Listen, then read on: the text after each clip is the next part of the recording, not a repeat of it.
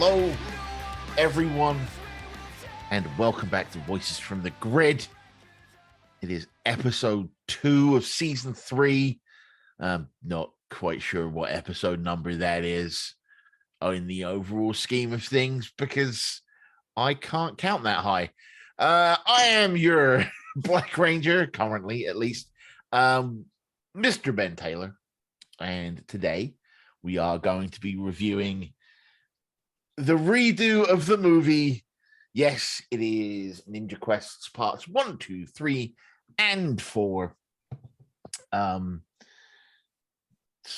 going to mention the fact that when I first watched this, I thought it was only 3 parts and had to go back and rewatch the 4th part suddenly. But with me is the whole group, starting out with our White Ranger, Mr. Michael Lindenbaum. Hello, I'm here. I'm so full of BB Pop that I want to take a nap. We have our Blue Ranger, the genius that is behind the command center, Mr. Brian Massey. What's going on, everybody? What's happening? I'm bringing the energy, hopefully. Yeah, you have to make up for Mike because he's in a food coma right now. I think Mike has the itis. And we have our... She always complains when I call her the powerhouse, but she really is kind of the powerhouse of the group. And she's a much better Red Ranger than Rocky, Mr. Sasha Kaplan. That's Miss, and I'm not sure if that's exactly high praise, considering Rocky's not much of a ranger. He's a pretty good Red Ranger. The bar he set, I'm stepping on right now. Yeah. He's an average ranger, let's just put it that way. But hello, I am the fabulous, the ever snarky Sasha Kaplan. So we are here to discuss Ninja Quest parts 1, 2, 3, and 4. I mentioned it in the intro that it's basically a redoing of the movie and a way to get the Rangers in the TV show the ninja powers, right? I'm not going to go into a huge synopsis or description of what is happening in the show in these 4 episodes because we'd be here a while because quite a lot takes place, right? But suffice to say, they're redoing the movie. Right. So we open up with the Rangers at a volleyball tournament because there is literally nothing they cannot do, right? Like, because of course they have the time to save the world, do well in school, etc., etc., etc., and train to be in the final of a volleyball tournament.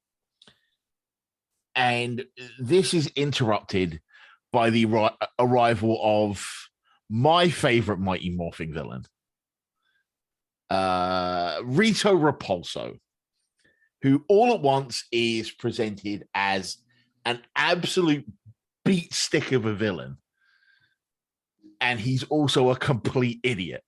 So he's basically the evil Rocky, right? The anti-Rocky. He's the anti-Rocky. He's like the Rocky from the mirror dimension. Sorry to bring it up, Sasha. Do not get me started. So let's talk about Rito. What are your first impressions of our big old bony boy? Remember that show Wienerville on Nickelodeon? No, No. because it wasn't. We didn't get that.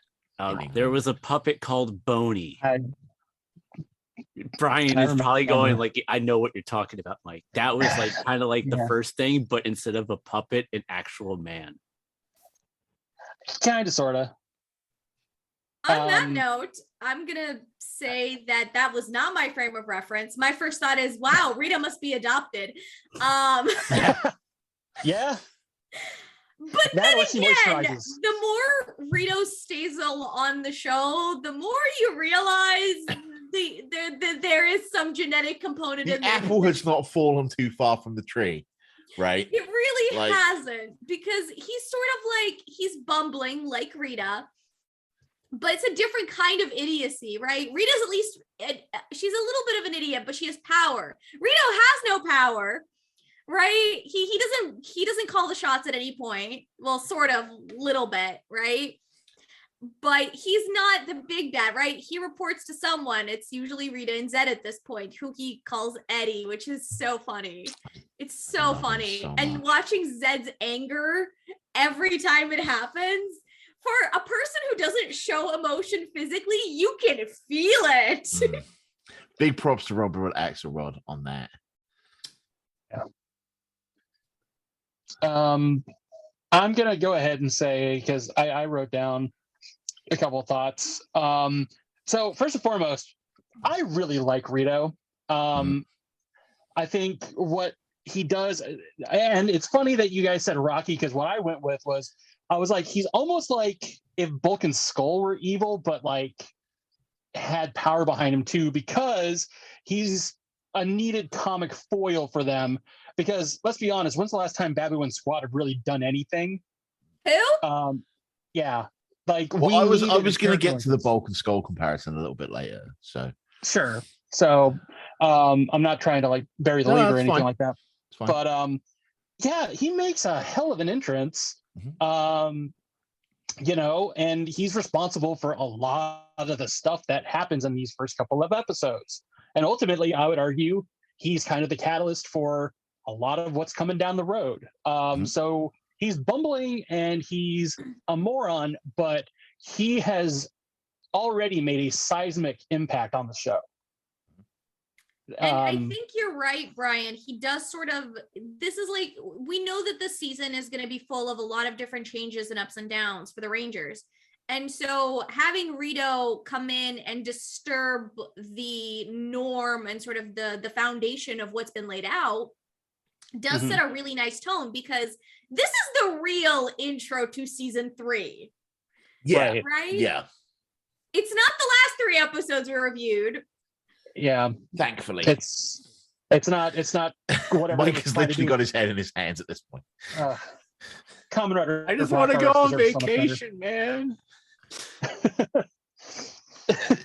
The thing that I like most about Rito is one of the things that I felt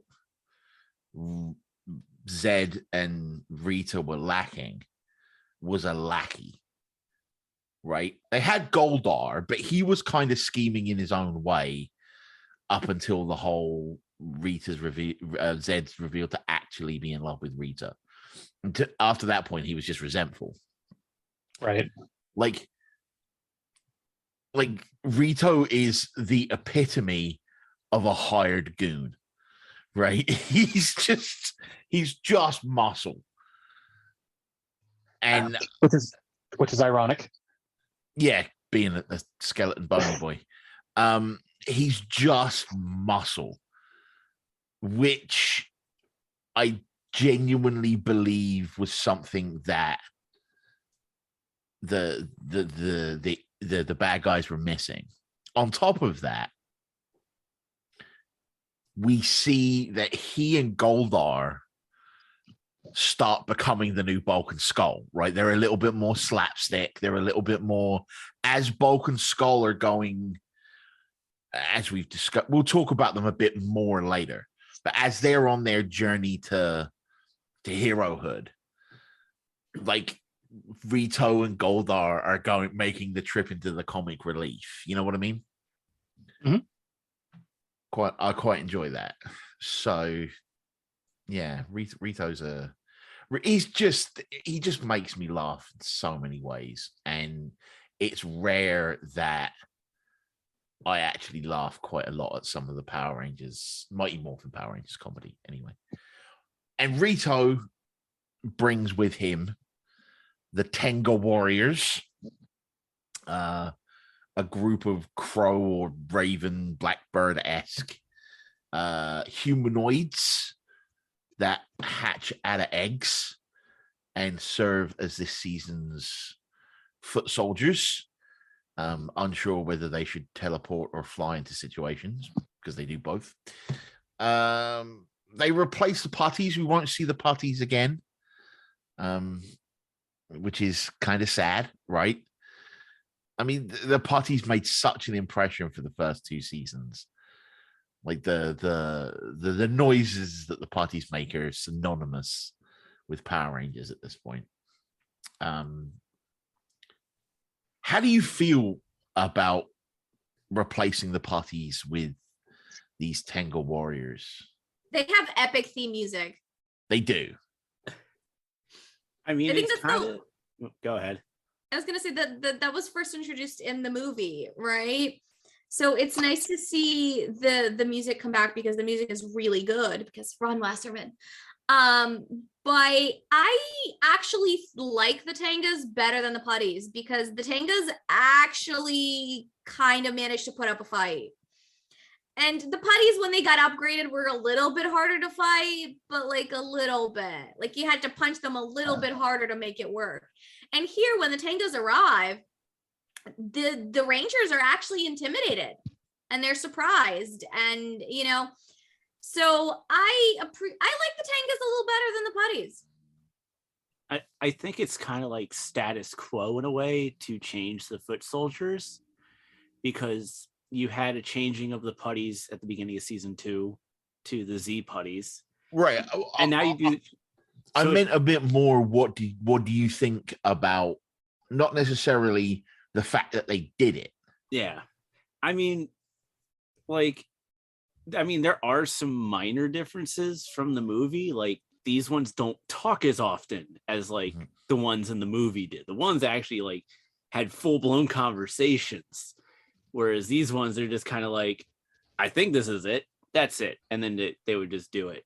And I don't think they talked often. But, it brought a different feel. But I kind of like the Z putties better because at least when you hit them in the Z, and even Rocky couldn't mess it up. I mean, he knew where the Z was and he could hit the Z and the putty would just disperse. I like the dispersing putties, okay? Like from a cheesy factor perspective, I get that, but from a good versus bad guy, stopping the bad, it was just it always felt so bizarre to keep sending these putties because they were nothing more than a distraction. And then Zed decides to upgrade the putties by giving them basically a giant target on their chests. They could just blast with a blaster and they fall apart. It was just sort of after a while it got old. But then again, Mighty Morphin gets old fast, so. I agree. Sorry. No, I was gonna say, Brian. I was literally trying to introduce you to speak. So thank you. So first, I'm not going to get into a giant discussion about the why and the how of why they have to be called the Tenga Warriors instead of the Tengu Warriors. I'm sure that there's some legal thing, but that, being so familiar with the movie, it's a little weird even going back to hearing Tenga, but you watch enough of this season, it's fine. I really like them. I think that they're dripping with even more personality than the putties ever did. Mm-hmm. And they're big, goofy, bird boys. And I think that allows for more creative fights and more creative scenarios where they can get hurt. Whereas the putties, they're mindless golems. So they're just kind of walking around going, and they get beat up, and that's about it. With the Tengas, I don't know, I'm not saying that they have I'm not saying that they have way more brain cells than the putties do, but they at least have 2 to rub together so that they're a little more competent, and I like that in my henchmen. I kind of disagree with that a little bit because we've seen it in season 1 and season 2, or more so season 1 than season 2, where the putties were actually used for disguises and stuff. Like putties were disguised as clowns, as potential classmates in school.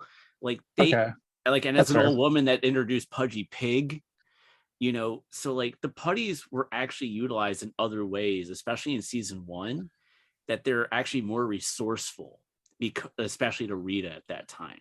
You don't see them being put undercover with the Tangas like the way the putties were able to be put undercover. Do you think there is a downside to now? This is me playing a little bit of devil's advocate here. With the putties and the Z putties, you knew when the putties lost the fight, right? Yeah. Right. Because they exploded. Or they just disappeared, yeah. Yeah. With the Tenga warriors, they have because they are living beings and not these mindless clay golems, and they're not about to show the Power Rangers murdering the hell out of things.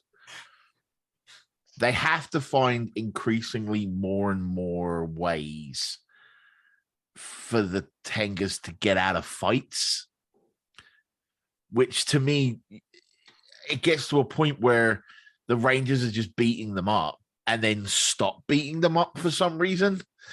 And then the Tengas regroup and fly off. And it just makes the Rangers look a little bad at their job.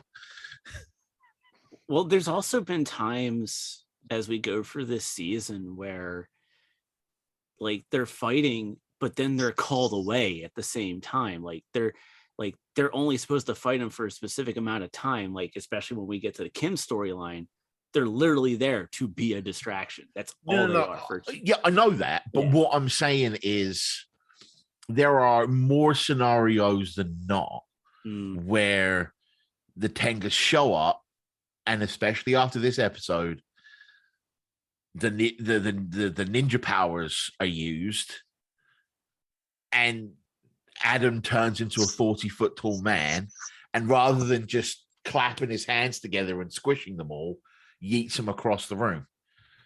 Like, it just makes the Rangers look bad at their jobs. Yeah, in my opinion.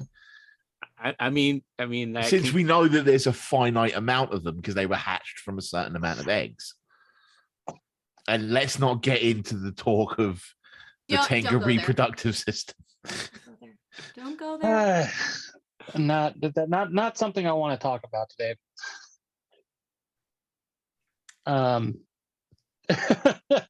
That's saved for another class. Oof. And to go to your point, Sasha, about the Rangers being intimidated when the Tengas show up, right? I would argue they were just as intimidated the first time they fought the putties. That's true. The difference being, though, when they first fought the putties, they were newbies at this whole game, right? Here, they're experienced Rangers. You think they'd be without their powers. Without their powers. So it's sort of like, I guess you could argue it's even a callback to that original moment. Yeah. To kind of signify that this is, new powers. But I think it's even happening in the same rocks. Like pretty much, yeah. Same quarry. But the point being that, like, all of this is done to tell us that this is a new status quo, right? We've got new powers, we got new Zords, we got not spandex suits, but that's a separate conversation. But we have new powers, new bad guys, new good guys. We have a lot going on. And so I think the Rangers are at a point where they're just as overwhelmed as the audience might be of all of these ridiculous new things happening. And like, you probably have a question in there later about like them losing their powers and and everything. So I won't dwell into it too much right now, but the Tengas are a way to continue the establishment of the changing status quo, because this is the last Mighty Morphin season. And that's very evident from this episode. Yeah. That like everything is changing, and whether you're ready or not, it's coming. Yeah. So speaking of that, in the initial fight with Rito, we see the Thunder Megazord and the White Tiger Zord get absolutely trashed, right? They get Rito's there, and there's like 4 monsters that Finster has rebuilt and powered up, which makes me wonder why they hadn't done that before. But they then disappear again for the rest of the episode and are never talked of.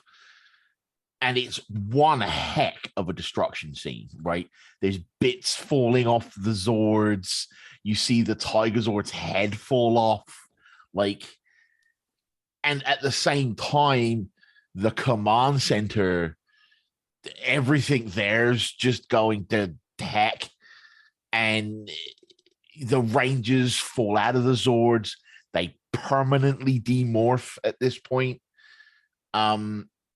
It's one heck of an ending to part one of this 4-part serial. When you consider this could have been the first episode of the season if they didn't do the backdoor pilot, right? As isn't even canon, so yeah. As people who grew up watching the show, not saying you were necessarily watching at this point, but like as people who were a lot more, I don't want to say connected to the show, but you have a more grounded history than I do, right? How did it feel to see this kind of destruction? Like, I feel this sets the tone for all of season 3. Like, this is the moment where you're like, oh, it's going to be that kind of season, huh?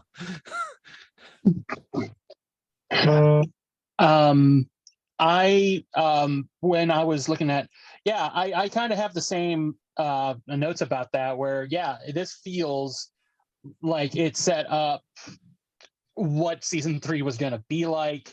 Hey, things are not going to be comfortable. There's going to be a lot of really crazy things that happen. I thought it was pretty mind-boggling to see that kind of destruction on screen and to see our heroes fail for the first time like that.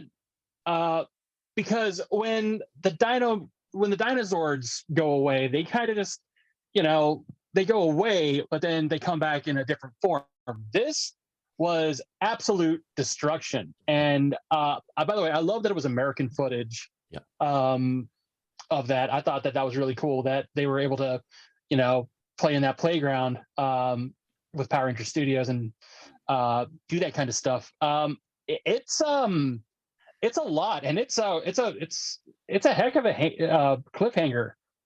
And I would even argue, like, even though there's bits of her acting when she's doing this that might come off as cheesy to some, I think you can see that Amy Jo Johnson's acting has gotten better because she looks anguished during that scream when she's like screaming no, because they lost. This is it's a big deal.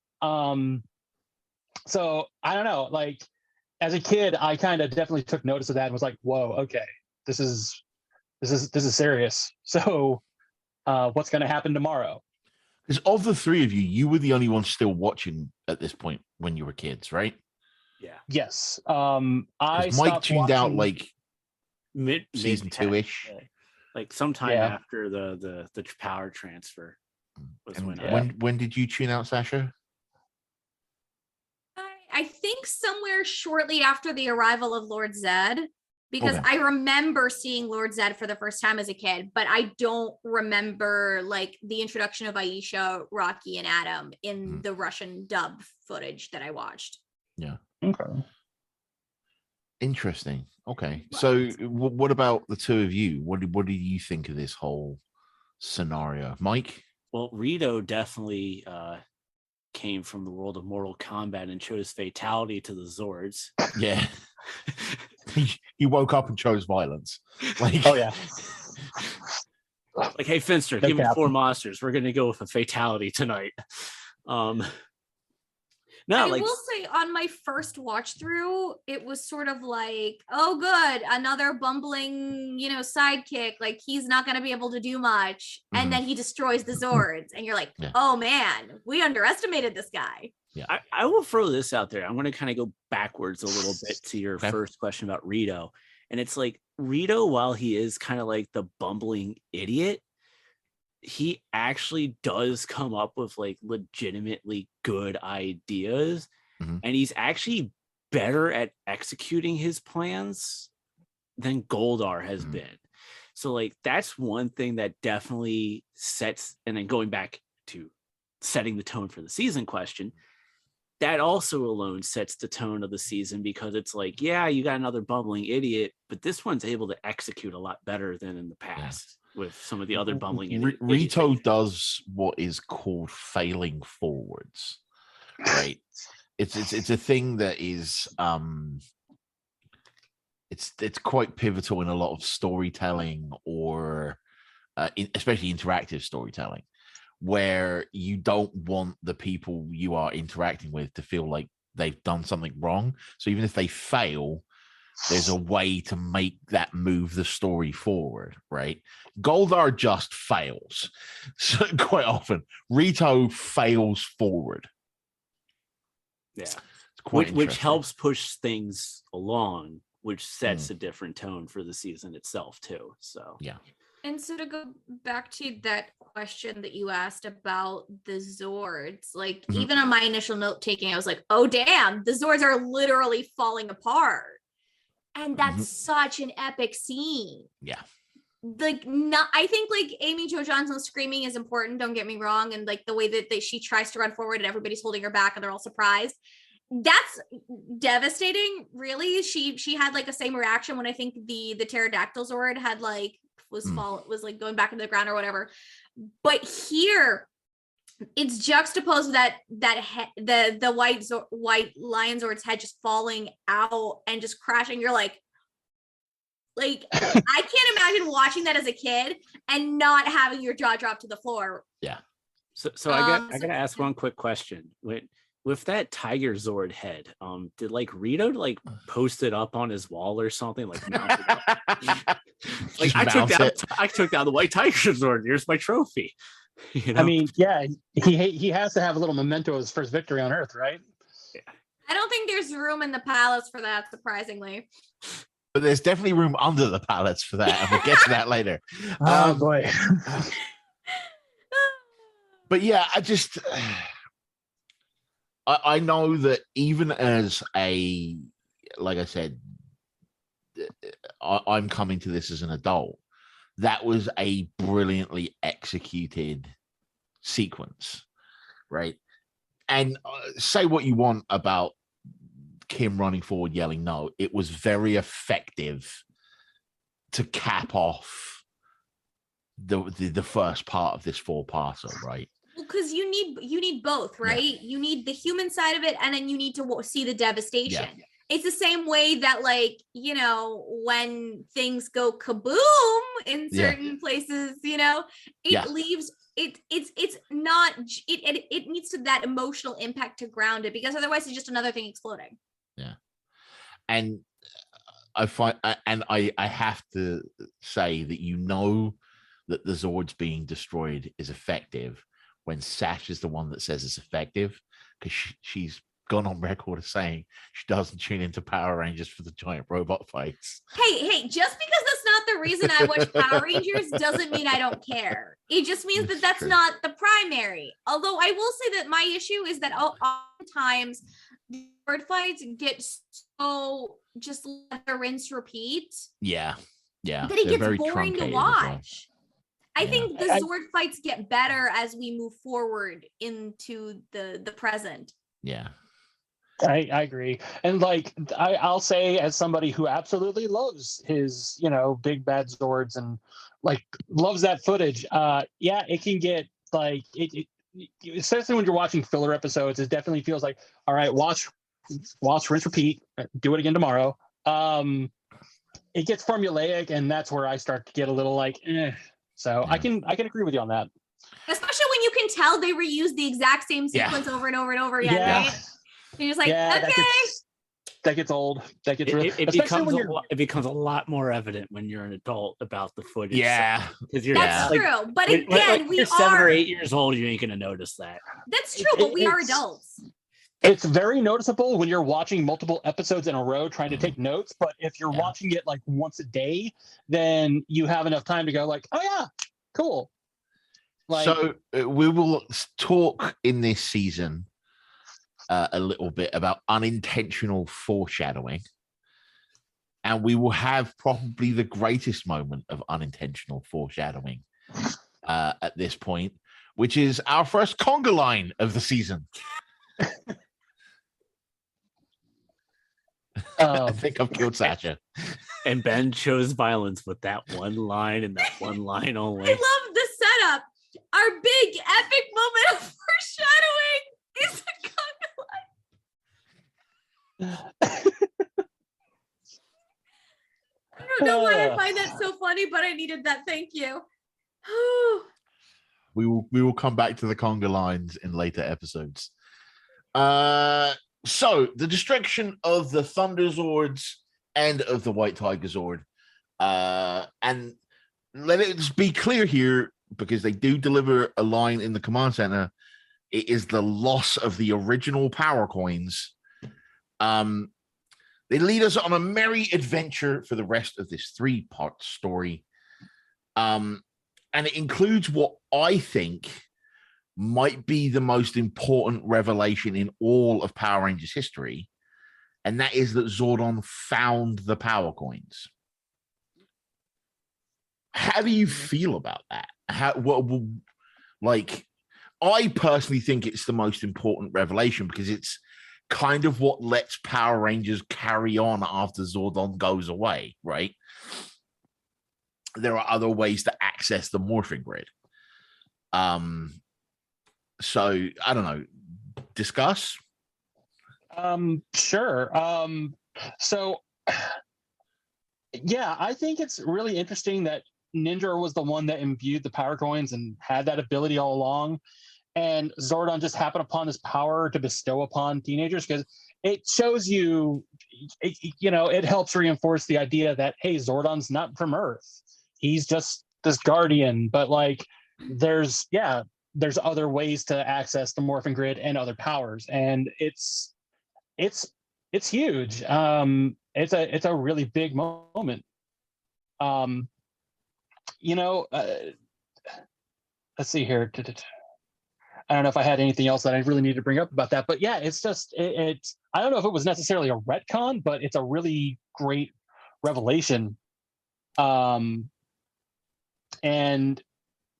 it's just another thing that helps set up season 3. It's also getting us to feel like this universe is bigger than we've thought it is, right? Because thanks to the introduction of Ninja and this revelation about the power coins, okay, so if Zordon wasn't the one that made the power coins, it's this dude named Ninja. Is he the only one? And if he's not, or he is, then maybe are there other Power Rangers, which we now know there will be. Yeah. So I said this already, but we're going to keep repeating it because this is the premiere of the season. Yeah. I refuse. I'm done with talking about it. Okay. This is the premiere of season 3 and I will hear no other arguments. You hurt Dex's feelings with that comment there, Sasha. Dex has feelings too. I don't care. I don't. Dex could go to heck. It's not like I ever see him again or he leaves a very big emotional impact on my psyche. Put that on a t-shirt. Because we've been kind of under the impression to this point that Zordon had created the powers, right? Even when Kim goes back in time to the Wild West, he's there with the power coins, right? So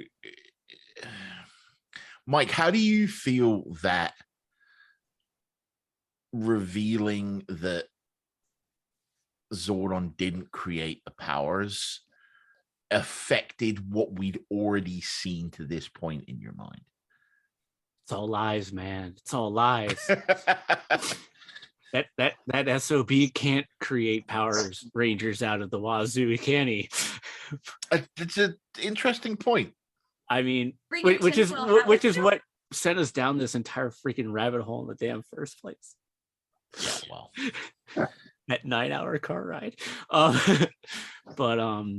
No, I mean, it definitely changes things because it's because you'd always been under the impression that you knew he always had them. You just never knew how he had them. So it definitely gives more clarity to the whole thing with the power coins. Still doesn't I mean, I guess by having the power coins for as long as he's had, especially with that command center, it explains why he was able to make a White Ranger. But yeah, I mean, it definitely changes it. It gives you a little bit more depth, which has always been something that has lacked, the first two seasons. Reflecting on the creation of the Thunder Zords, then, how does, because he says he found the power coins, how, I guess my question is, it's kind of a philosophical question, and we'll go to we'll go to whoever wants to answer this one. Which came first, the powers of the Zords? I want to throw this out there. Around what time period did the power coins find its way on Earth? Yeah, because this is but they're on Earth. This is the one thing that kind of helped the 2017 movie that everyone likes to crap on. Because those coins, they were embedded in the Earth and they absorbed powers or they reflected of the time period of when they were buried. Yeah, sure. Right. Okay. So like it kind of bring that into this equation. But the answer to that is they never weren't on Earth. But when did they come to Earth? They were never not on Earth. We've got a question about this later, but the Desert of Despair is on Earth. Is it? Yes. Is it? Yeah. It's the Badlands in Arizona. It's like, no, yes, it must be in the realm of Stone Canyon. Yeah. But the point being, right? It just, I don't know. It's interesting to know that while Zordon didn't create the power coins, he was clearly able to tap into them, right? Ninja could have given him access to that. But remember, he wasn't sure if Ninja was real. Yeah.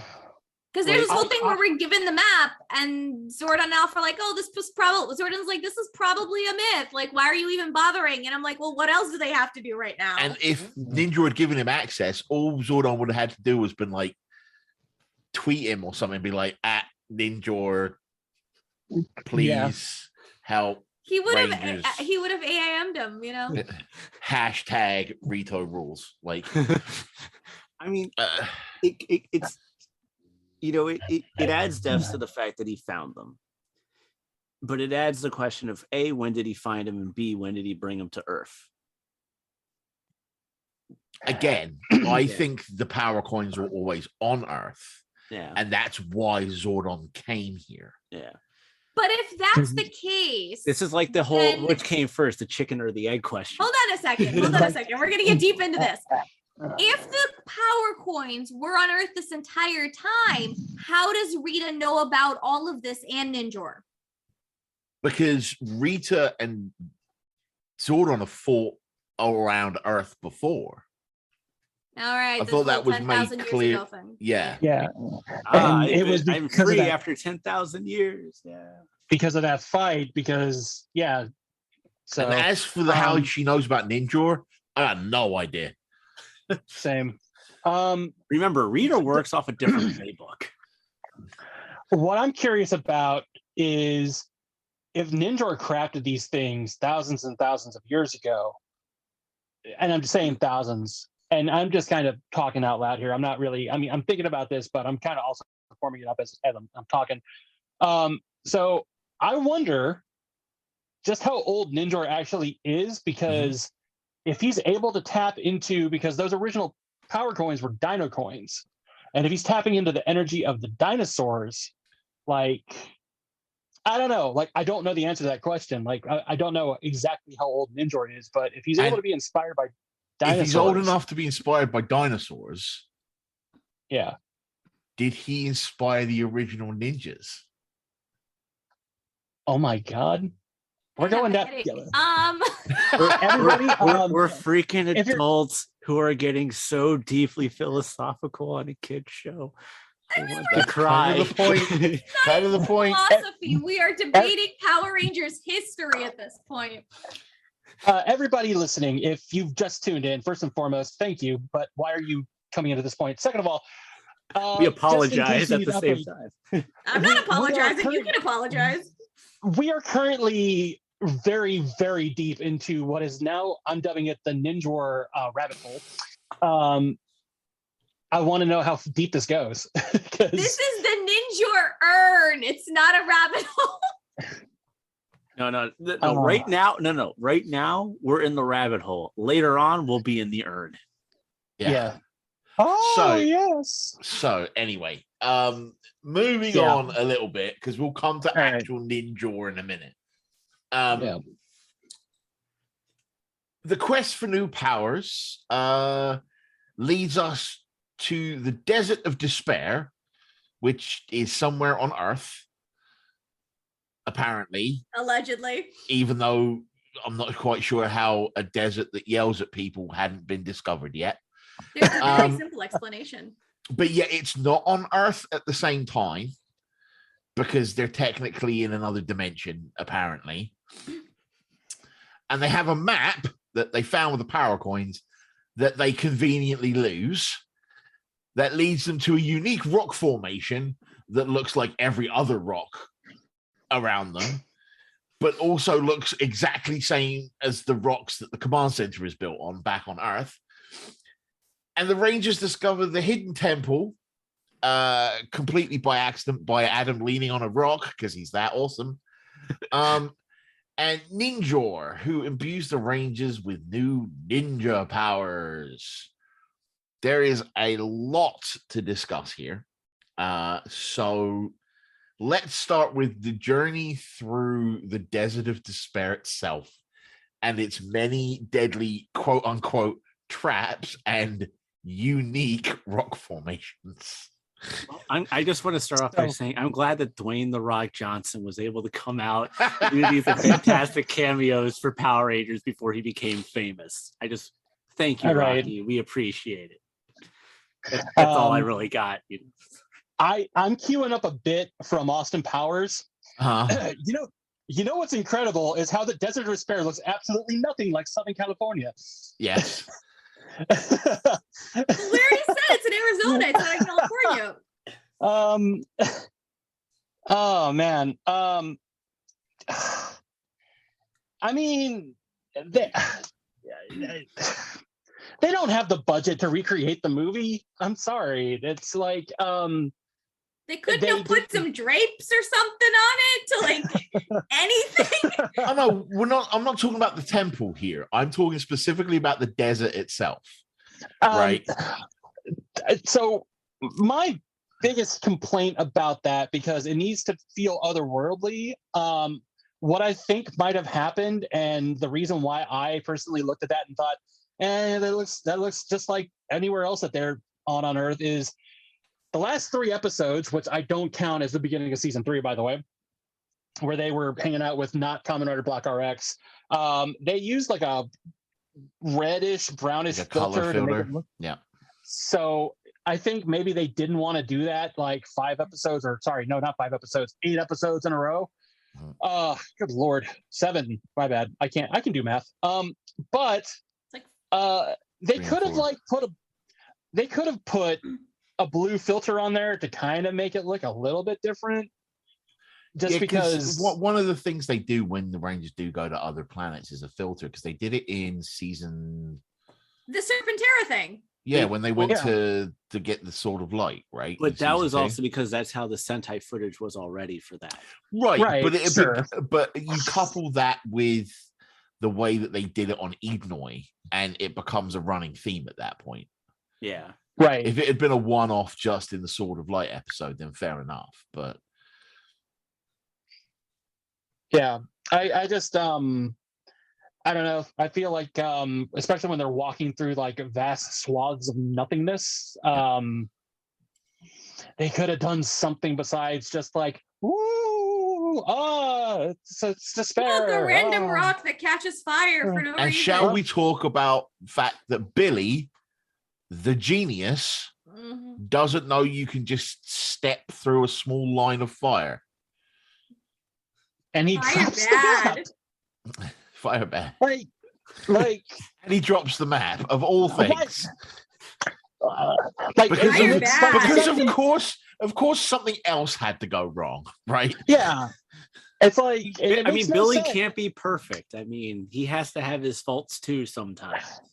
I mean, come on, like there's Butterfingers and then there's this. Like that's a party foul, is all that is. It's like, dude, you had. I wouldn't say he had one job. Oh no, he had but, one like, job. In this episode, he hold the had map. one job. Hold the map and make sure we don't get lost. Okay. Whoops! It's in the fire now. But also I mean, doesn't- hey, okay, hold on. Let's throw this out there real quick. Who would you have? You realize, okay, yeah, we're giving Billy a hard time on this, but you all know that if it was Rocky who dropped the map in the fire, Oh my- this would be a completely firestorm on Rocky right there. No, because if Rocky had dropped the map, I'd have understood it because Rocky's an idiot. Yeah. Like I would have been sitting here going, like, whose bright idea was it to give Mr. I just want to have fun Yeah. the map? Like, you don't do Sasha, that. Sasha, what you got? Counterpoint. All right. Well, even though I agree with all of this, but don't they establish at one point that like Billy has like a photographic like memory? They sort of hint at it, right? they Or kind am of I just making stuff up? no. I want to say sure, but I can't 100% verify that. No, they have, because there have been things that he has worked on where he's had to literally eyeball it like super quick and then try to make it after something got wrecked. All right. Which is so why, like, yes, he dropped the map and it was dumb, but like, it's if he fine. has a photographic Although, after he memorized it, they should have given it to Adam for safekeeping. if he has a photographic memory, why did they walk to the command center at the beginning of part 2 and everyone forgot the rad bug exists?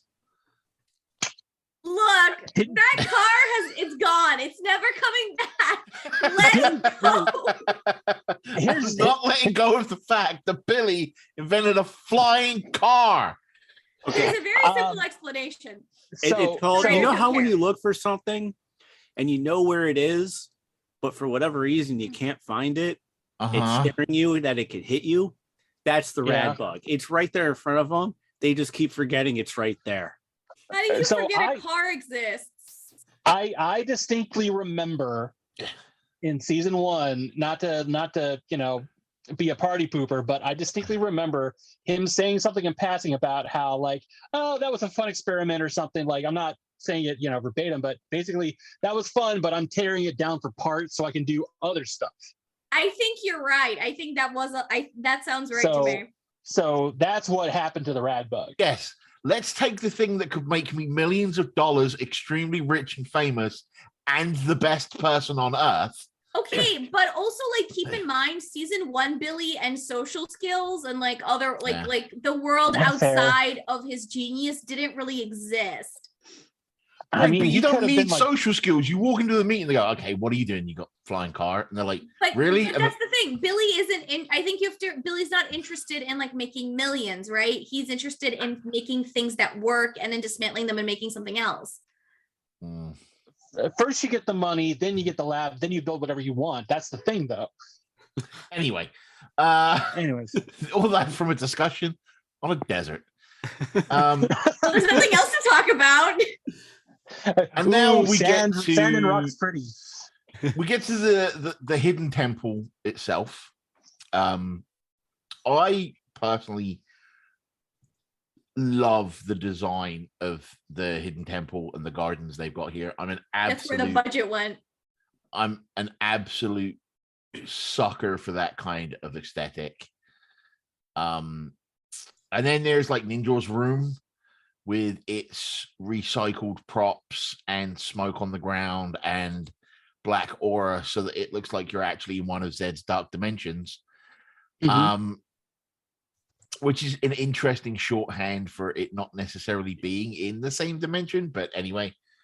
What are your thoughts on the temple in the show compared to the temple in the movie? To be honest, there's no real comparison because they never actually went into the actual temple in the movie. They only were on the outside of it. I was under the impression that the place they got their ninja powers was a ninja temple. It was a In the temple, movie. but they never actually went into the said temple. No, Because no, after they have that big thing where they all stand around and get their powers. That was And on that- the outskirts of the temple. There's Right, like a but fire that pit. itself was a temple. It was the Ninjetti temple, right? No, it And was then like there was another temple they were supposed to go to. Guys, for we some blocked reason. the movie from our memory. Let's not compare. But I will say that this feels more ninja than the temple in the movie did. Yeah, because Yes. that was very jungle. Yeah, like the one in the TV show, like it feels like something out of like Kung Fu almost. Yeah. If you get that reference at all. It just, it feels like something you would see in like a ninja or like a Shaolin movie, and Yeah. I kind of love that too. It's almost like an homage of sorts, and they did the best that they could with that budget. Whereas, like, in the movie, they're in, what is it, New Zealand or Australia? But, like, Australia.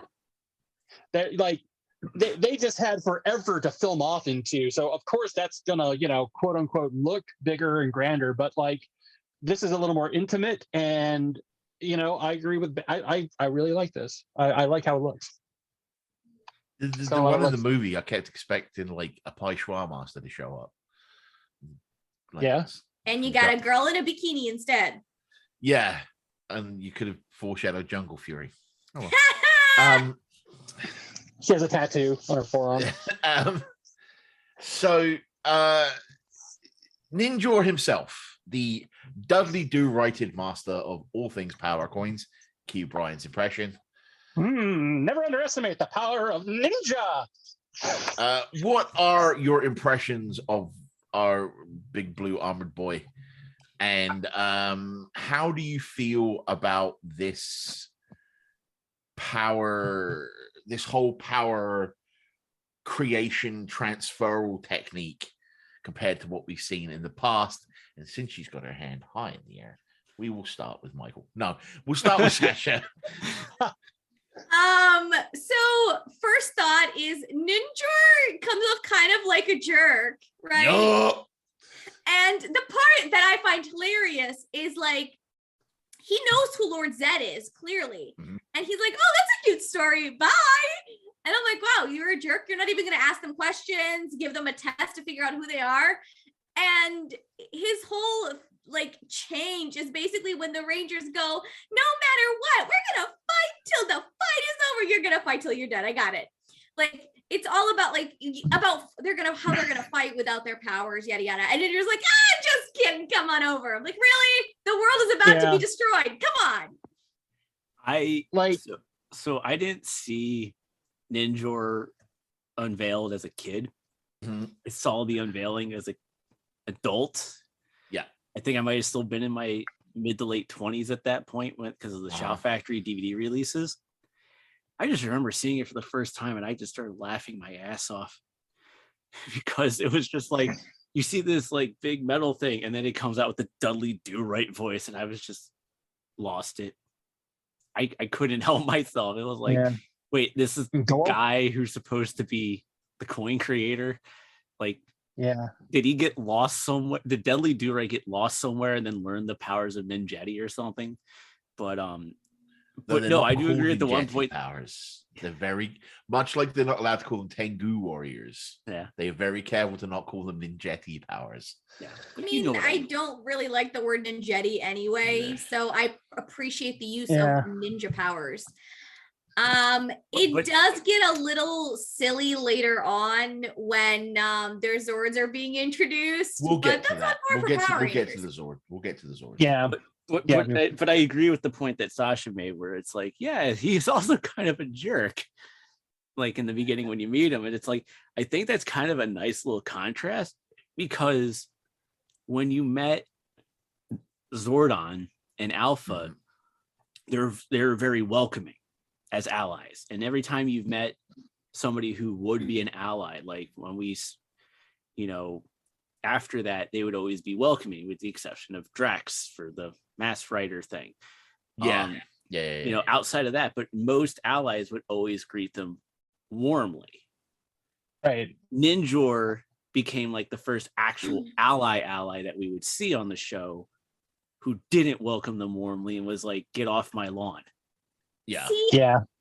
I will say, while I agree with that, issue isn't so much for the fact that he's a jerk. It's the fact that he like instantly changes his mind when the Rangers are like, well, we'll just go back and fight until we die.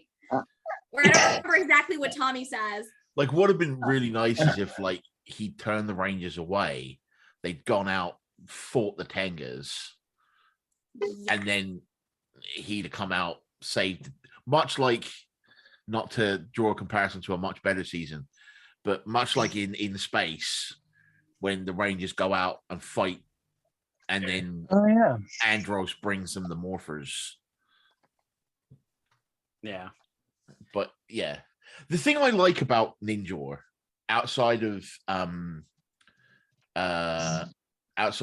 his voice and all the other stuff, is he's very clearly a prototype for things we're going to see over the next few seasons, right? Because next season we'll have Orc the Conqueror. The season after that we'll have the Blue Centaurian. Mm-hmm. Right? The season after that we'll have the Phantom Ranger. All of which we never see a face. Well, the Blue Centaurian and Orc have faces, but they don't move, right? They're just masks. And Phantom Ranger just has his helmet on the whole time. It's very interesting to me that between this and some other things that you look into in this season, it's definitely, what does this work? Oh, people are liking it. Let's go with that in the future. You know what I mean?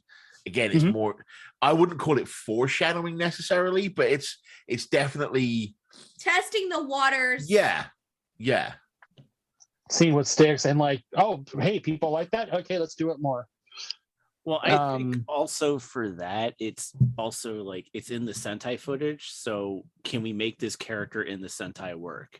I think even if Ninjor didn't pan out, they still would have gone on with some of the other ones and maybe try them differently compared to how they would have done with Ninjor and stuff like that. So it's like you also have to play that little card a little bit, going like, it's in the Sentai. How do we utilize them? Yeah, because right, I mean, what I'm saying is, you wouldn't have seen a character like Auric or the Blue Centaurian have such a big role that they did if Ninjor hadn't worked out. Right. They would have used a little bit of the Sentai footage when they had to and written around it as much as they could, right? But because Ninjor worked out, they were able to be like, oh, people are willing to deal with a non-ranger kind of thing. And Ninjor has the ability to grow big and fight alongside whatever Megazord is currently active. And also able to put himself into like a battle mode as well. Yes, he gets real mad. As at one point he says, he goes, evil makes me so angry. And his head turns around and he gets a samurai helmet, because I think in the new toys for kids to buy. Well, in the Sentai, there's Ninja Man and Samurai Man, right? They're two. I think so. Yeah. Anyway, but the point being, New toys for kids to buy. Yeah. Very, very early CGI footage too. By the way, very early. I think even before Toy Story was a thing. An excuse to make another flip head toy. Yeah. But I don't know. I think Ninjor, it feels at first like Ninjor's just going to be that guy that shows up to help the Rangers out when they're in trouble. But we know from our experience with the show that he plays a much more pivotal role, shall we say, towards the end of the season, right? it's quite interesting how they do that. After we post Ninja, we get to see the ninja forms in action for the first time. These are uniquely American, right? There's no Sentai footage of these, right? Of what They sort? did something a little different. The ninja forms, But- the ninja powers. Where they're Yeah. Yeah. So the outfits for them, that was definitely American. Okay. Yeah. It and I've said in other recordings, and I'm not sure whether they're airing before or after this. I'm not sure if I ever mentioned it in season 2. The Ninja Ranger forms are my favorite things that the Rangers have going for them in the first 3 seasons. They introduce such an interesting dynamic in the fight scenes because they can do so much cool stuff with it.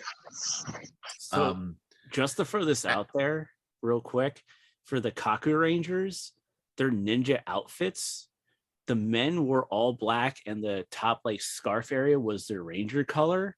The one female ranger wore a white outfit. Okay. So that's how she did. So that's how they did the Kaku Ranger for their ninja outfits. But I really like what the ninja powers bring to the table.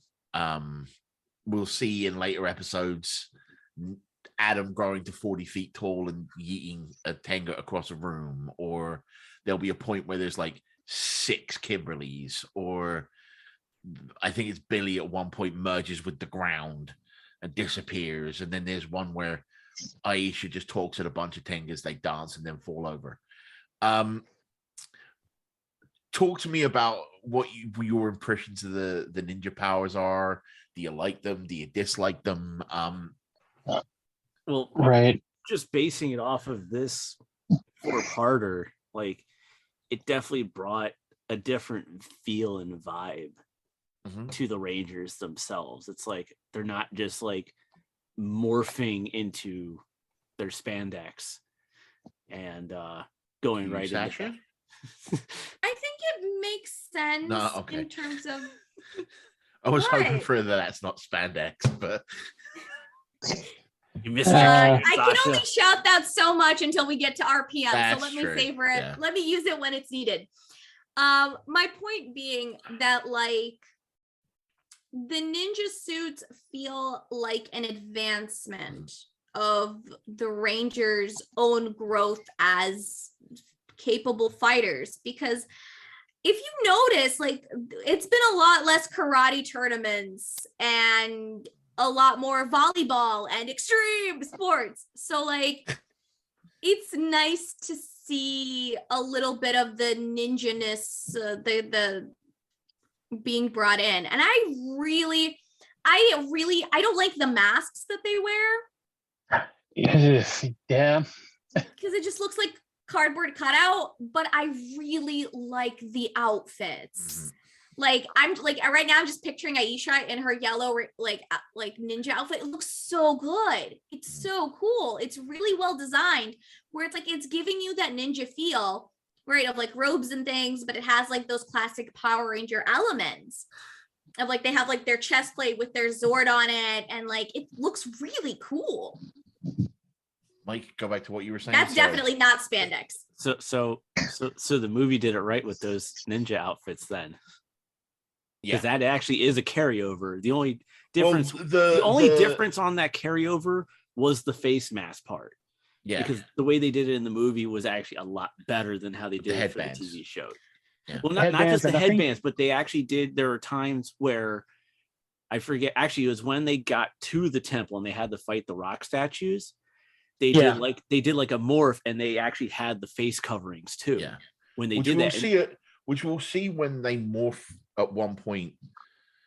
They'll do like a build-up morph where it'll be like them and then them with the face mask and then the full thing, but we don't see them fighting it, which is a shame. Yeah, but Brian, I really like the ninja suits, and I treading, similar ground that's already been talked about, I do think, it allows for a lot more interesting things that you can do, like in film, like, little things like, I think it was Adam who was like just kind of laying down on the ground. It's like, hey, I'm over here. And then like nizzes his way over and he's like mocking one of the Tengas, which is a fun little moment. Really like that. I did want to ask you though about because we're going back a little bit, when Ninjor was giving all of the Rangers their ninja powers, Ben, how sad were you that Adam didn't get to reprise his frog moment? I hate that line. Okay. Yeah, sure, it might have got a laugh, but I quite like the fact that he didn't reprise it because unlike when Dulcea or whatever her name is assigning their ninja animals, Ninja is explaining why he's being assigned this frog. Not just, Adam, you're a frog. And he's just like, I'm a frog. She's like, no, the noble and wise frog that blah, blah, blah, blah, blah, blah, blah. So, I don't know. I was never a fan of that line to begin with. So there is, though, an interesting moment where Ninjor is doing all of this, and Adam just kind of looks at his chest and goes, okay. I actually prefer that over the line about the frog, because it's sort of like, well, this is like, it's more of like a face that says like, this will take some getting used to. Yeah, I went from a mammoth to a frog. Okay. So yeah, one thing, and this is my looking at it from a purely adult standpoint, right? Is it me, or does it feel like when they morph into their actual Ranger outfits,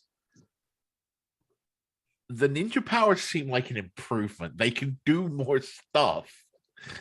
Why not just stay in the ninja outfits? Well, we know that from behind the scenes, they were worried that like, oh, if you didn't see the suits, yada, yada, yada. But I agree with you. Yeah. I think in a way that I think they might have come up with some scheme of like, oh, you need to morph into the actual suits in order to pilot the Zords. Right. Then do that. Then have a scene that explains that. Yeah. Because that was never communicated. And I want to argue, because Ben makes a really great point, that the ninja powers do feel a little more, they feel like Adam, not a little more, a lot like more. Adam can become 40 feet tall. Yes. You could have 6 Megazords. Yeah. It's like you could have Adam fist fighting Rito when he grows tall. Like, sit down, Can you imagine seeing like a 40-foot Adam grabbing Attack of the 40-foot Adam? No, hold on. A 40-foot Adam grabbing a 40-foot Rito by the ear, dragging him out into the mountain area, and going, "We're not going to fight in the warehouse district. We're going to fight over here." By the way, a 40-story tall Rocky that still can't get out of a locked room. That sounds an awful lot, by the way, like Ultraman, but that's neither here nor there. But because it kind of does. But what I was going to say was, it almost feels like the writers feel like they wrote themselves into a hole. So this is probably where they're like, oh, well, that's cool, but their other powers are not the greatest. So... Well, it's like one of those things where like what the studio wants isn't necessarily what the writers are going for, as Ben and Mike are dying slowly. Yeah. Is this why we got the metallic armor then? Like, I mean, anyway, we'll get to that. But it's another thing, going back to what Sasha said, that this is just another way of disturbing the status quo, right? And again, it's a way of what I talked about with Ninja, of testing the waters, right? To see how people will react to new Ranger outfits.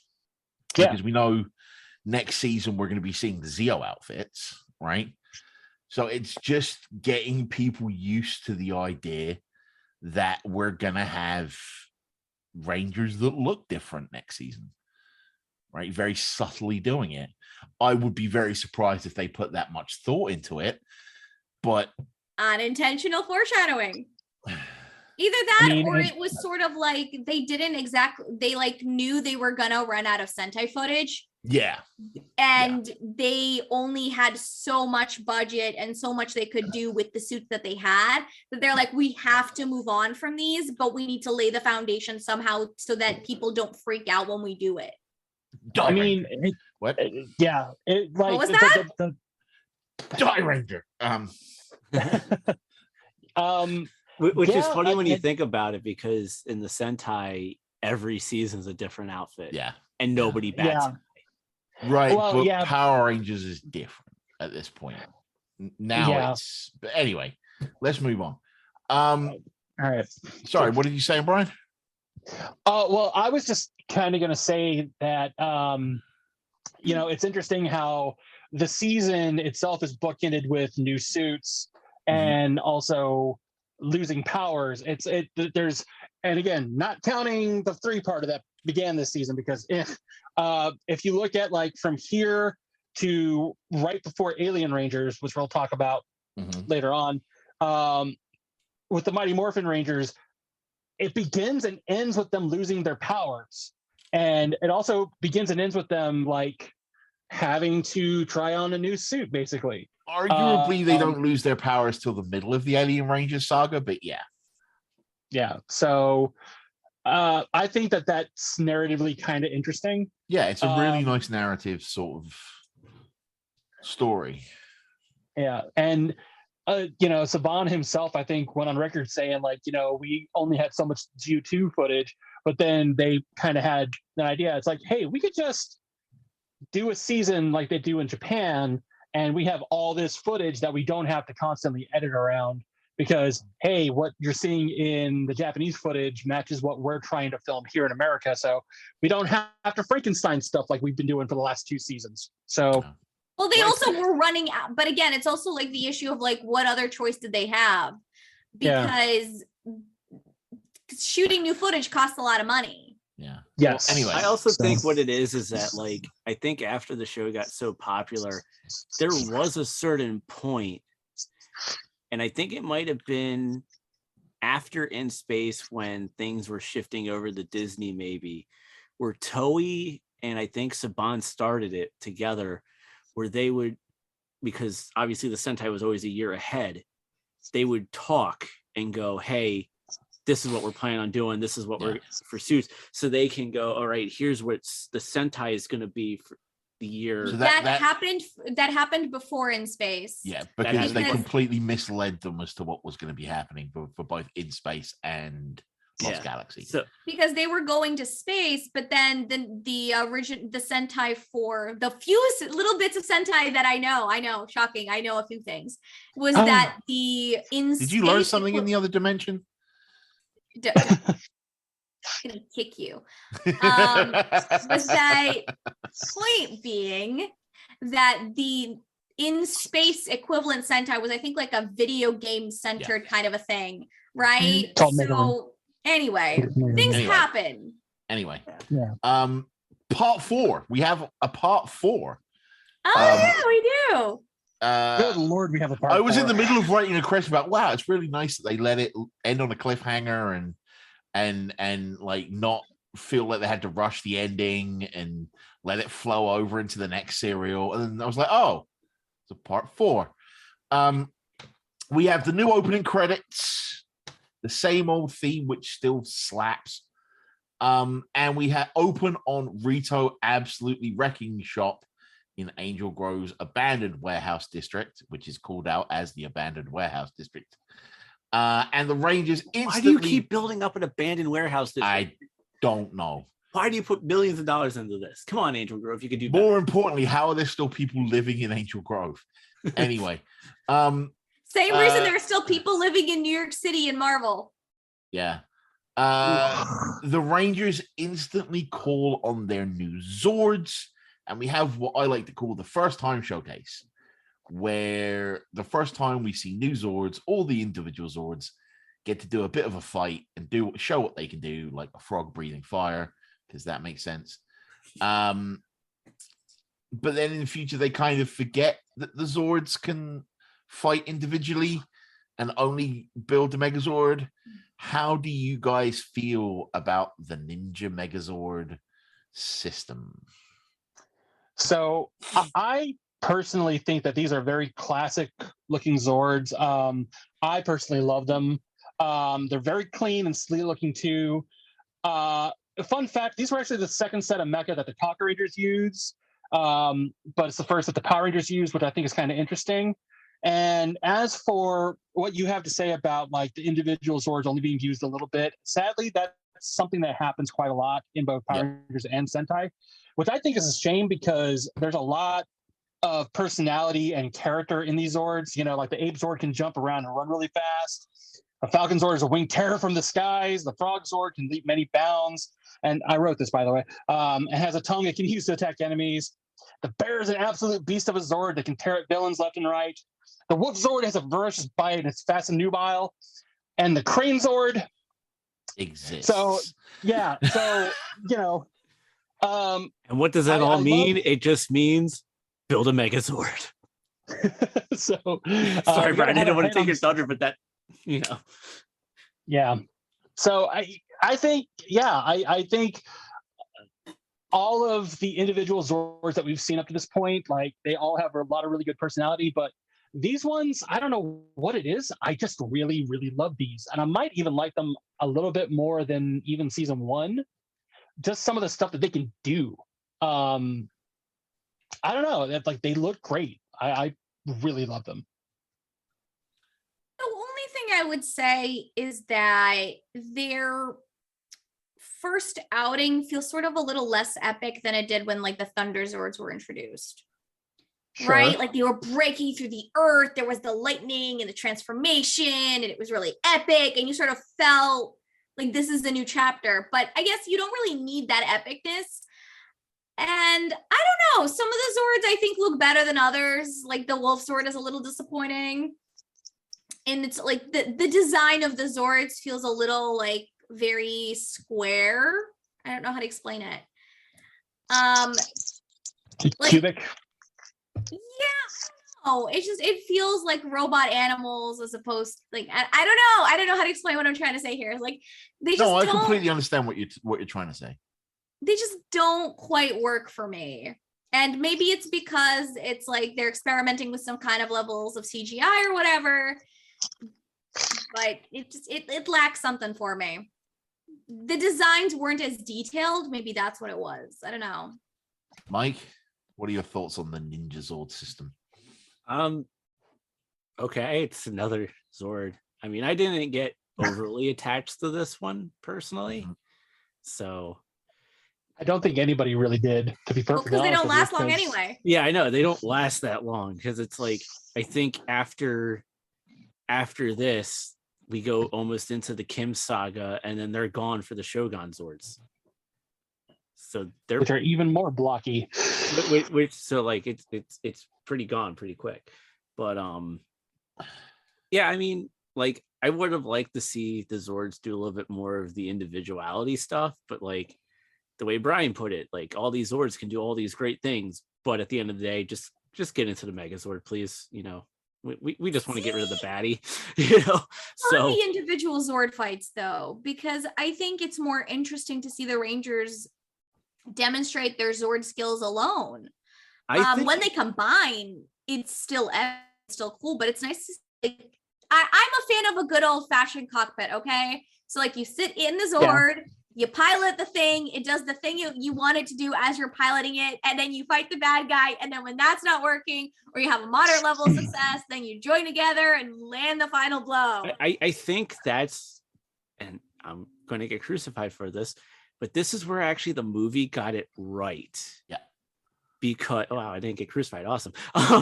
This is actually where the movie got it right, because each Ranger in their individual Zords, they actually were working as a unit while not having to be in the Megazord until the final battle. And it's like, you saw that sometimes in season 2, but that was because Jason and then Rocky and then with Tommy, their Zords were able to do standalone battle modes.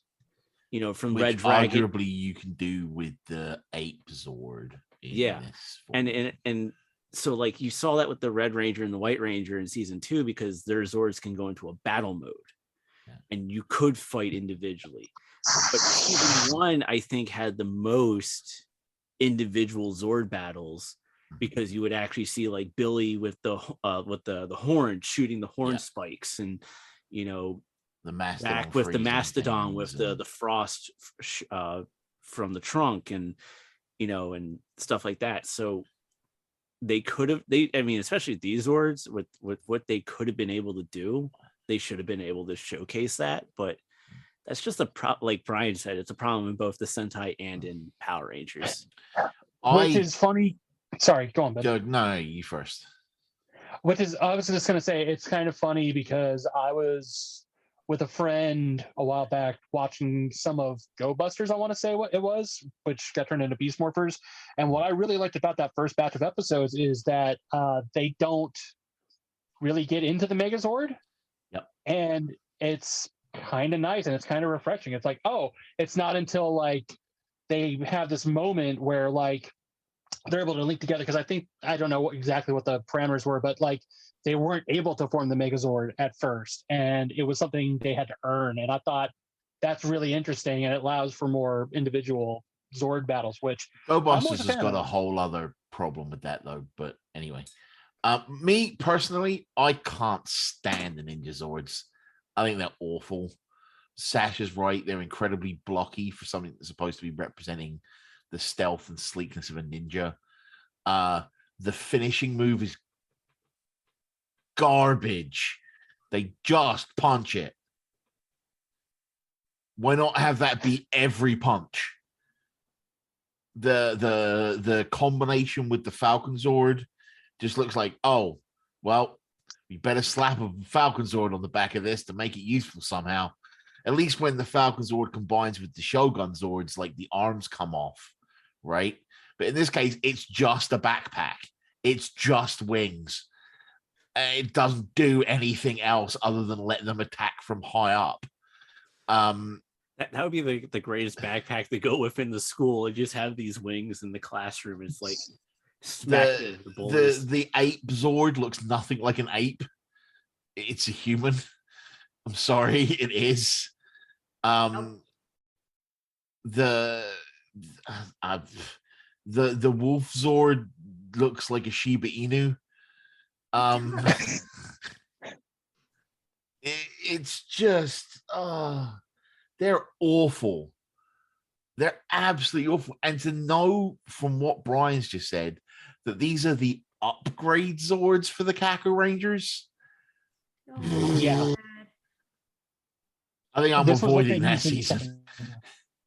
I'm pretty sure I'm avoiding that season. But yeah, it just, I don't know, like they just don't. When you think about the Megazord, the original Megazord's finisher move with this big old sword, and then you think about the Thunder Megazord's finisher with the Samurai Strike, and then there's I'ma punch it twice. I'm a wreck it. And then the Shogun Megazord has a fire sword, and you're just like, one of these things is not like the other. Yeah. You just want to look at the Ninja Zord and be like, were you adopted? Like, you don't fit in with this family. It's not a bad thing if you're adopted. Being adopted is fine. Just we have questions. I have thoughts. I don't know. The Ninja Zord, and there's and as Brian quite rightly pointed out, there's so much redundancy with having a flying Crane Zord and a flying Falcon Zord. Now I know that's not the way it is in the Sentai, yeah.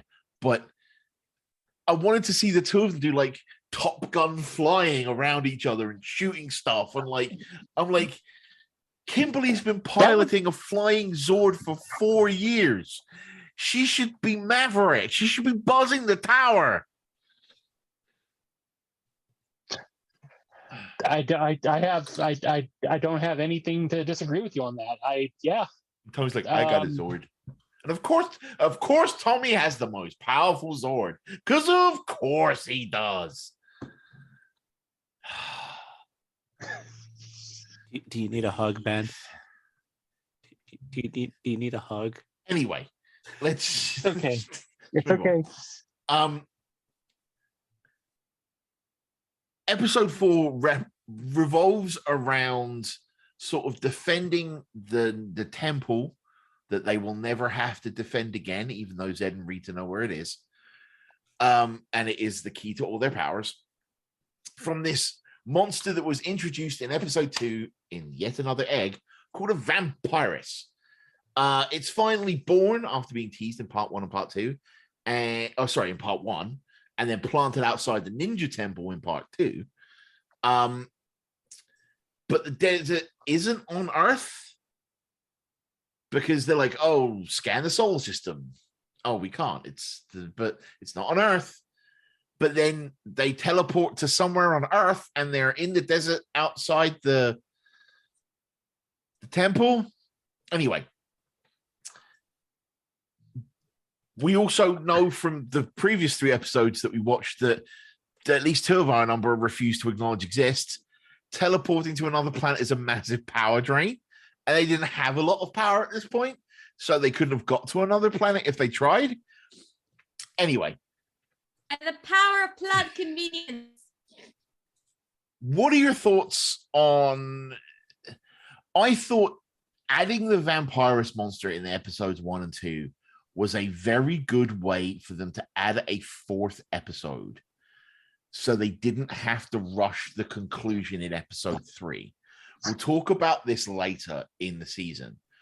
I personally think this 4-parter is very well paced, right? Well, when we come to changing of the Zords, it's really well paced for like the first 75%, then they rush the dismount, as it were. But what are your thoughts about adding a 4th episode to this serial? Did it work for you? Did the monster work for you? Etc. Etc. Etc. And we're starting with Mike. I mean, for like what you're talking about pacing, yeah, it definitely was the smart move to make. As for the I'm sensing a butt in our future. Yeah, but but as for the monster himself, like I'm actually having trouble picturing the monster right now. Part of it's a little bit fatigue, but I mean, it did serve the purpose of what needed to be done, so it worked. That's as much as I kind of remember off the top of my head. Sorry, sorry, that vacation's coming in, going like, you need to go. Brian? Yeah, Mike, I hope you get that soon enough. I'm kind of with, and also I'm kind of with Mike on this about like, I don't really remember much about, I think the thing was hanging upside down and Ninjor even like remarked like, how are you doing that? And like, that was the one thing I really took note of.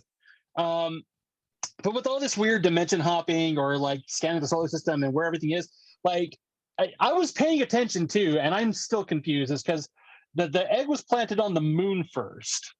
And then alongside the Tenga eggs. And then I guess Rito either picked that up and took it down to Earth or something. I don't know. I lost track of that. The Tengas took it with them to the ninja temple. Right. Thank you. I mean, I think it's a good way, like you said, because you were asking about the pacing. I think it's a good way because the first 3 episodes are so what's the word I'm looking for? They're so focused. There it is. They're so focused on getting the new Zords, getting the new powers, finding Ninjor, doing all this stuff that I argue if you had put a monster fight in that 3rd episode, we would have run into the same problem that we had with changing of the Zords. And you'll also notice too, like you pointed out, we have a new intro. So like the first 3 episodes are kind of like we're kind of tearing off the old clothes from the past and we're putting on some new stuff. Like we're putting on new duds. And it's almost like with that fourth episode, the episode saying, welcome to season 3 formally. This is what you have in store now. And it allows them to, because there was all that preamble, to just kind of, we have new powers. Let's use them. Let's not, mess around. Let's get into the episode and the fight. Unfortunately, Vampirus is not the most memorable monster. No. I don't even remember. No, I think. Hold on. I think the same guy that voiced the one that was like, "Where's my Gooneyberg eggs?" And he was doing that Peter Lorre voice. But other than that, that's the only thing I really remember about him. Yeah, I also have a note about the weird voice. Yeah. You have anything to add, Sasha? I mean, I don't know what I can say that hasn't already been said. So if I repeat myself, my apologies. I think Brian is right that the way that the first 3 episodes are paced, there's not enough room to really give us this whole showdown and show off the Zord. So you sort of need a little bit more. I would say you don't need an entire okay, if this was a movie, right? Yeah. You need like 15 extra minutes, which is most of maybe 10 extra minutes. Yeah. To really make a good fight. Because at the end of if you actually look at the way that this episode is structured, it really is only like 10 minutes of actual fighting. The other half is spent on the true heroes of the franchise. Who will come to in the final question, by the way. Yeah. Yes. So yeah, like I get why it happened. I quite like that the Vampirus monster isn't that memorable, because the idea of this episode is that you remember Rito, right? Yes. Not this weird Vampirus thing. Anyway, the ninjas, the Rangers, freshly powered up, show up to the desert to help out Ninjor. They summon their Zords in the desert in front of a lake. And they kill Steel Ninjor. And we get to our outro and the conclusion of our Bulk and Skull arc in these episodes. In episode 1, Bulk and Skull overhear 2 young women talking about liking a man in uniform. And they make a declaration to everyone that is at Ernie's outside restaurant. Oh, by the way, Ernie's restaurant is outside this season because reasons, except when it's not, and it's back inside again. But anyway, they hear these 2 young women talking. They declare they're going to join the Junior Police Patrol, which leads to some hijinks with them getting their head shaved and going through assault courses and things. And we get to meet Lieutenant Stone for the first time. So what did you think of your first impressions of Lieutenant Stone? What are your thoughts on this installment of Bulk and Skull's journey? And I would like to add, just in case no one else brings it up, I would want to add, there's a really nice moment at the graduation ceremony in the finale of episode 4, where Bulk and Skull graduate from the police academy after about 3 days, where the Rangers and Ernie are talking, and Ernie mentions how proud of Bulk and Skull he is. And the Rangers are like, yeah, we are too, which is for me, is a really nice turning point in their relationship. How do you feel that then affects our relationship, the relationship of the Rangers and Bulk and Skull going forward? Questions have been asked. Someone answer. First off, Bulk, I feel your pain. When I go into the barber chair, I want just a little off the side as well. Not everything taken off. Yeah, please and thank you. Says 3 guys. I mean, Ben, when I met you, you actually had long hair as well. And then I went and got it all shaved off. Yeah. So as men who have long hair, we feel your pain, Bulk. Yes. But no, I mean, I think it's like you knew that there was going to be a point, especially if you're going to keep Bulk and Skull around, that the show was going to need to have to really evolve these characters. And the best way to do it was like, okay, first they're just trying to be the bullies. Then they're trying to find out the secret identity of the Power Rangers. There's always been like a continued, thing of what they do to continue to build themselves up as characters. And this was that next step. A banger of a montage song, might I add. And I think it was the right move to put Bulk and Skull in this spot where they are, because it's going to add to many elements going down throughout the season and things that are actually going to help their growth and their relationship with the Rangers moving forward as well. Mm-hmm. Yeah. I think it was a good step for them, even if their motivation was, or rather, I would even say Bulk's motivation was a little flimsy. And I gotta say, in that instance, I feel Skull's pain about the whole, like, well, okay, like, yeah, I want chicks, but do I really want to join the police force? And like Bulk just would not let him get out of that. You know what I mean? And so it felt like Bulk was making a major life decision for Skull for him, and Skull just had no say. And I felt a little bad for Skull in that regard, because I was like, look, if he doesn't want to do this, he doesn't want to do this, but like he goes forward with it, and they're men of their word. And I think that's where Ernie was proud. He's like, okay, they made a big announcement. They said they're going to do a thing, and they did it. I'm proud of those boys. You know what I mean? And if I remember right, I think the Rangers were at Ernie's when they made that announcement too. Yeah. The only one that wasn't there was Tommy, which I would have loved to have seen his face. Just like, what? Don't care Like about Tommy's opinion on the subject. Sure. I agree that with Mike that like, and I think we're all in agreement here that like this is the natural. It feels like part of a natural progression for the characters that are on a subconscious, to a certain extent, journey of betterment and fantasticness. And given what they went through last season with all of their babysitting and baby rescues, it sort of makes sense that they would want to pursue this. I dislike, but this is the 90s, so I kind of have to forgive it, that the whole thing's like, oh, the girls like a man in a uniform. So hey, but at the end of the day, they are not just there because they could have quit at any time. Yeah. Right? Yeah. They stick through it. They suffer through it, and they go through boot camp. I would say for all of this talk about this being a junior police force, I think they only called it that so they didn't have to explain why like 17-year-old teenagers that haven't graduated from high school are in the police academy. Yeah.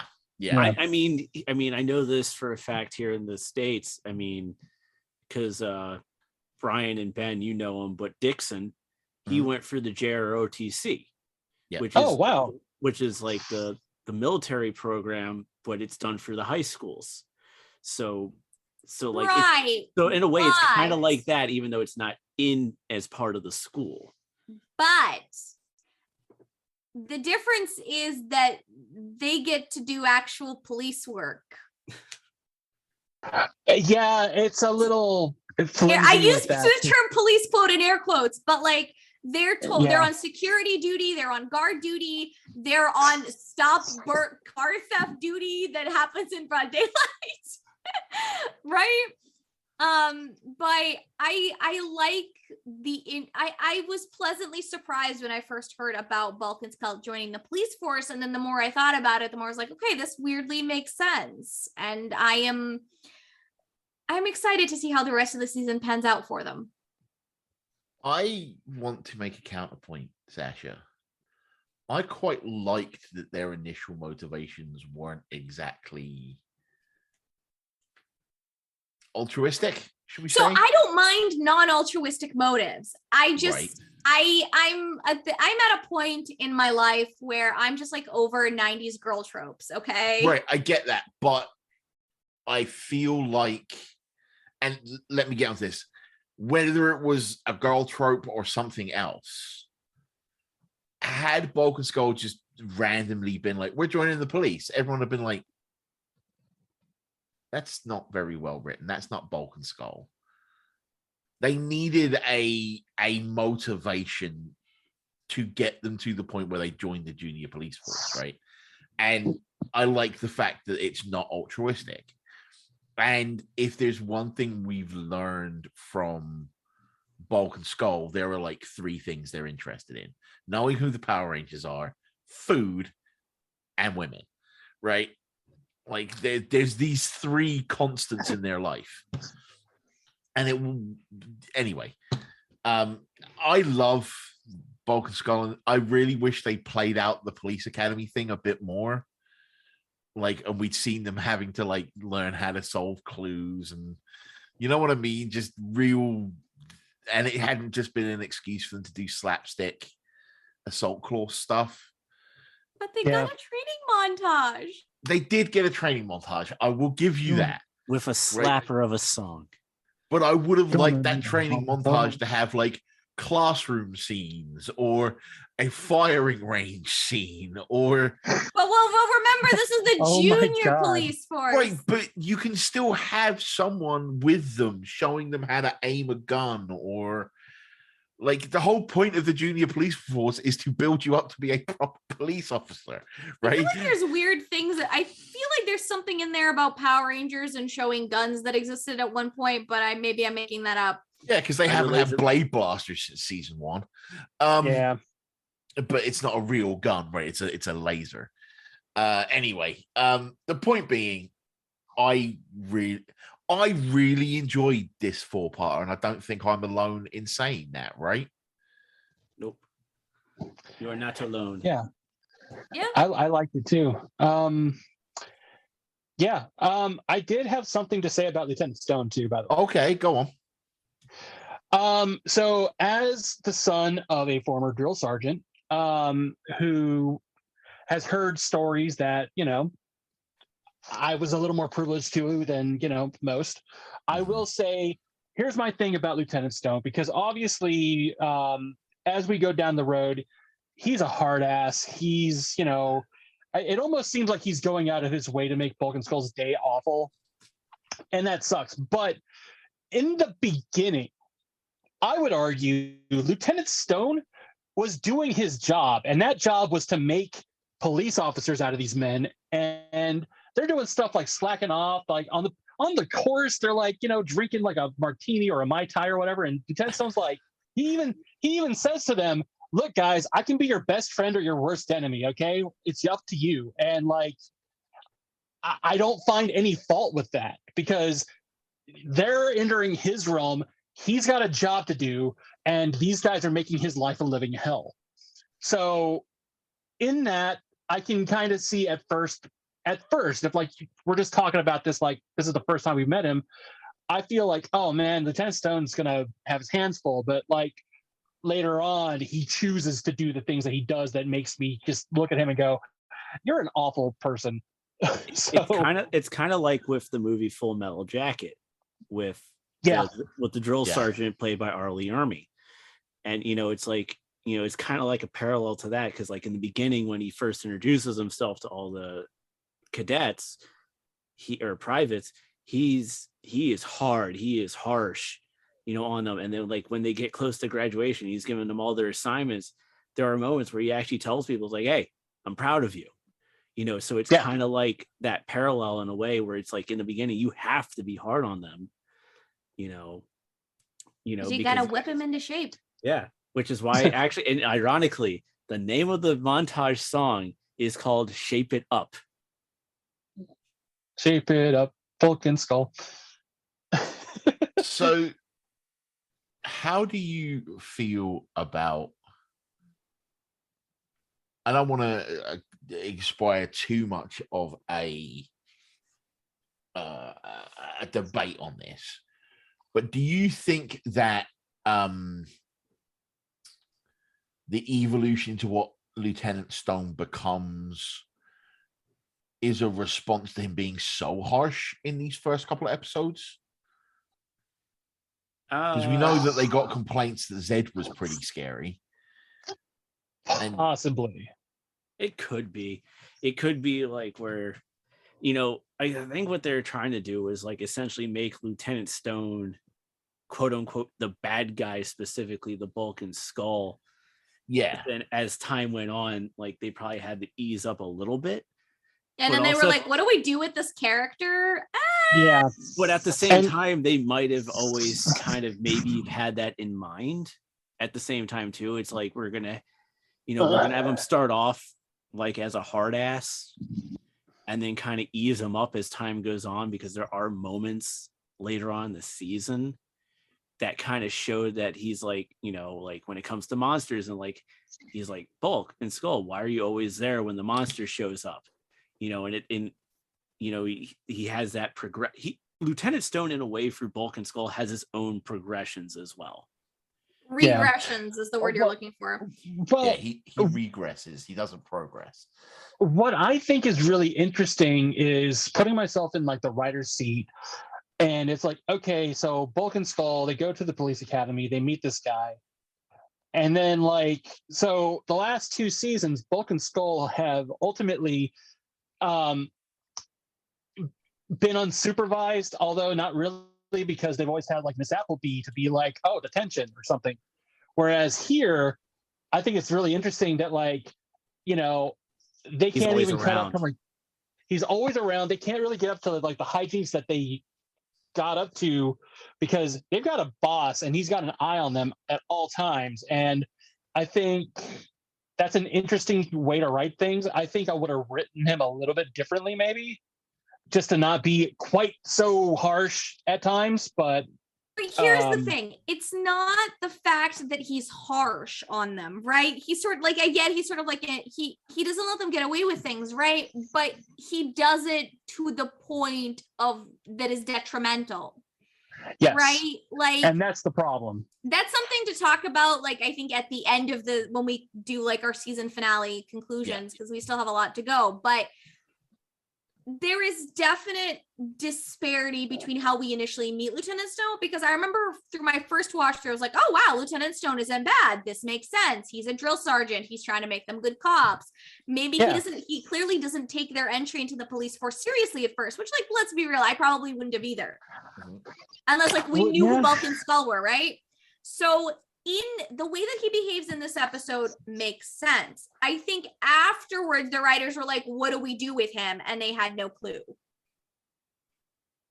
Yeah. So I will leave it at that. Yeah. Did they know at this point, silly question, that, well, they probably wouldn't have known, because that's in Turbo, right? With the whole him taking over the juice bar. No, there's no way. Turbo, right? That's not No. Turbo. All right. That Cool. that has to be something that Wait, happened. is it Turbo? Like, Oh, it is Turbo, because that's when they get turned into monkeys. Yeah. Anyway, I think we've talked this episode kind of to death at this point. Overall, I think we would all agree that it's a good 4-parter. It's indicative of the season to come, right? And it's a really good mission statement for Power Rangers going forward. Right? It definitely gives you the feeling of don't get too comfortable. And it is a great way to set people up for the upheaval that will begin Zeo. Yeah. Yeah. All right. So, that being said, let's start our wrap up on this episode. We should start with one White Ranger, Michael Lindenbaum. I'm going on vacation. Leave me alone. No, I'm just kidding. All right, you don't get to talk about your socials this time. Right. Brian. Yes, hi. You can find me not on vacation, but on Instagram at Draken22. You can find me on TikTok at Blue Ranger B_Rye. You can find me on CastwaveStudios.com and on Twitter at One Drunk Geek. And there's a new episode out right now that I just had put up yesterday for One Drunk Geek. Check it out. And yeah. All right, Sasha. You can find me crying myself in a corner with grad school work, but no, you can find me on geekgirl101.tumblr.com. Always happy to chat with you guys. I've gotten some really great questions recently that are not Power Rangers related that I had a lot of fun answering. You can also find my occasional musings and my desperation for Jewish representation in all its forms over at Geeky Kaplan on Twitter. And that is Kaplan with a K after the greatest superhero in the Marvel Universe, Billy Kaplan. And of course, on the podcast, Nerdy Notions. All right, Mike, you actually going to do it this time, or are you going to keep whining? I am Groot. Anyways, let's go for it. You can find me on Twitter at @TheLindemom75, Facebook at facebook.com/x75productions. Everything's on the website, txhthockey.com, and for the show specific /VFTG. Twitter for the show is at VFTG_PR. And of course, you can find me on Twitch at twitch.tv/TheMichaelX75. As for me, you can find me over at Bob T Goldfish on Twitter. You can find me doing the video game thing over at twitch.tv/321_TV. And you can find the sister show to Voices from the Grid, Awesome Mania, where Michael and I, if he ever comes back from his vacation, to sit down once a month and watch through a wrestling pay-per-view, riff along with it, and do so with one of our friends. You can find that over at txhthockey.com/x75productions/awesome mania. That being said, it has been an interesting actual premiere to season 3. It has been an awesome discussion with my Ranger friends. That being said, we will leave you, as we always do on these group episodes and any episode I'm involved in, by saying, guys, gals, and non-binary pals, in the words of the 16th President of the United States, Abraham Lincoln, be excellent to each other. Party on, non-gender specific honorifics. And until our next more phenomenal episode, be sure to grab your power coins and power morphers. And may the power protect you. They did make a better movie, and they managed to do it without the purple goo.